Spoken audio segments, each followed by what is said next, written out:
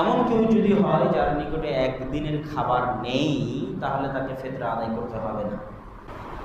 যে যাকাত, একটা হচ্ছে যাকাতুল মাল আর একটা হচ্ছে যাকাতুল ফিতর। এটা হচ্ছে ফিতরার যাকাত আর হচ্ছে টাকার যাকাত, মালের যাকাত। মালের যাকাতের জন্য নিসাব আছে, যে উমুকের উপর যাকাত ফরজ, যার কাছে এত টাকা আছে, এটাকে বলা হয় নিসাব। একটা নির্ধারিত পরিমাণ রাসূল সাল্লাল্লাহু আলাইহি ওয়াসাল্লাম করে দিয়েছেন, যে এই নির্ধারিত পরিমাণ টাকা কারো নিকটে 1 বছর থাকলে তার উপরে যাকাত ফরজ।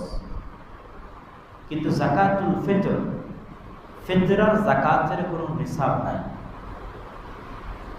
যে কারো কাছে এত টাকা থাকলে তার উপর ফিতরা আদায় করা ওয়াজিব বা ফরজ, এরকম কোনো নিসাব পবিত্র কোরআন এবং হাদিসে নেই। তাহলে ফিতরা আদায় কার উপর ফরজ?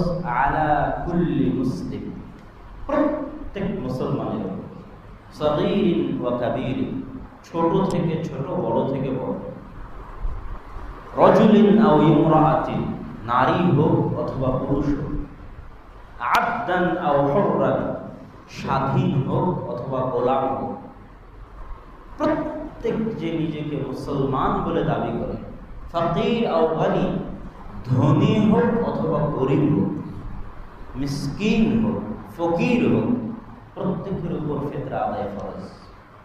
রাস্তায় দাঁড়িয়ে যে ফিতরা নিতে এসেছে, ওর উপর ফিতরা আদায় ফরজ। যে ফকির মিসকিনকে আপনি ফিতরা দিতে যাবেন, তার উপরও ফিতরা আদায় ফরজ, কোনো নিসাব নাই। আলা কুল্লি মুসলিম, প্রত্যেক মুসলমানের উপর। তবে হ্যাঁ, এতটুকু যে আল ইমাম শাফিঈ রাহিমাহুল্লাহ বলেছেন, আলা কুল্লি ইয়াউমিন, যার নিকটে একদিনের খাবার আছে। এমন কেউ যদি হয় যার নিকটে একদিনের খাবার নেই, তাহলে তাকে ফিতরা আদায় করতে হবে না।